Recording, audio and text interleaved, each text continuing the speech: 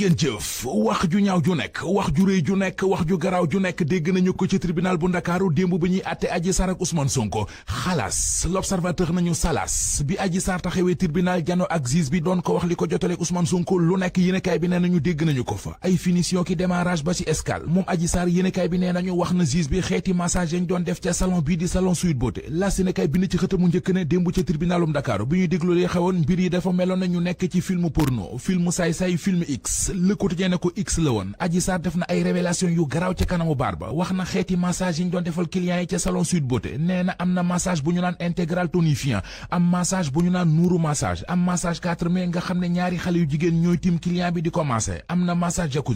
jacuzzi Adji Sarr nee na client bi day futtiku dugg ci jacuzzi bi ki koy massé moom it futtiku dugg ci jacuzzi bi amoon na fet beneen massage bu ñu naan massage savonnage mu ne boobilee massage da ngay ànd ak client bi dugg ak moom ci douche bi jàppale ko mu sangu li amoon démb ci tribunal bu Ndakaaru audience érotique la ko Source A tudde yéenekaay bi nañu Adji Sarr wax na démb ni mu ne noone la ko président bu parti Pastef fi di Ousmane Sonko daan violé dem na bay tegal juge bi ni ko Ousmane Sonko daan sàkkoo ci ginnaaw Aïssata Ba di masseuse bu ñu woowoon démb tribunal ni ab témoin Source A nee nañu moom wax na ci kanamu baar bi ne bi Adji Sarr jëlee ndoxum Ousmane Sonko moom li mu jàppoon mooy Adji Sarr dafa bëggoon a sëriñtu Ousmane Sonko gynécologue bi di docteur Alfousseyni Gaye Source A nee nañu wax na démb ne bi mu defee ay prélèvement ci Adji Sarr gis na ca maniw Walf Quotidien nañu yëf yi taroon na démb ca tribunal bu Ndakaaru bés bi le jour ne ko tàngoon teg ci ay déballage yu saltel Adji Sarr def démb journal L'Info moo ko bind ci xëtamu njëkk ba dañuy wax ne Adji Sarr yeggee na juge bi ñeenti yoon yi mu ne moom la ko Ousmane Sonko violé ak bu ci nekk ak ni mu demee duma ca mën a yegg ndax du lees mën a wax ci rajo mbay télé ñett ñi séq coow li di Adji Sarr ak Ousmane Sonko Ndeye Khady Ndiaye ñoo ngi ci xët mu njëkk journalisé ko moom mi bind ne lu rëy rëy lañ doon nettali démb ca tribunal ba teg na ci di ñu wax ne Adji Sarr mi doon dàmp Ousmane Sonko nee na daa bëgg Sonko dàmpe ko ak 1 milliard 500 millions benn milliard ak genn wàll la Adji Sarr di laaj Ousmane Sonko ne dommages ak intérêt procureur de la République di Abdou Karim Diop l'observateur nee nañu wax na démb ne amul sikki sàkk ci na viol am na l'observateur gis nañ ne Ousmane Sonko fukki ati kaso mi ngi koy yot bu dee nag dañ koo teggil tuumay viol tegal ko tuumay corruption de la jeunesse procureur bi nee na bu boobaa nañu ko tëj juróomi ati kaso Ndeye Khady Ndiaye yoon ne nañu ko toppee xirtal nit ñi ci mbon di incitation à la débauche tëj ko ci atu kaso toppee ko it complicité de viol tëj ko ci juróomi ati kaso Vox Populi nañu loolee lépp benn fan ci weeru juin ca lay leer procès Sweet Beauté bi délibéré alxames 1er juin 2023 fukki ati kaso yéenekaay bi gis na ne mooy yot Ousmane Sonko enquête yéenekaay nañu procureur bi moo ne nañ ko tëj Ndeye Khady Ndiaye capitaine Touré Sidi Ahmed Mbaye ba ci gynéco bi di docteur Gaye ku ci nekk ci ñoom la nga wax démb ca kanamu baar ba mi ngi ci enquête yéenekaay mi ñu fàttali ne avocat yi doon défendre Ousmane Sonko ak avocat yi waroon a défendre Ndeye Khady Ndiaye ñoom ñëpp a gedd audience su démb bi li ñu def lii quotidien li muy laaj mooy ndax du Ndeye Khady Ndiaye ci jëmi boppam la ñu saraxe Sud Quotidien nañu audience bu amul woon défense loolee moo amoon démb ca chambre criminelle bu Ndakaaru ndax ñi ñu accusé bi seeni avocat bëggee ñu raawaay procès bi tribunal da ko bañ moo waral ñu gedd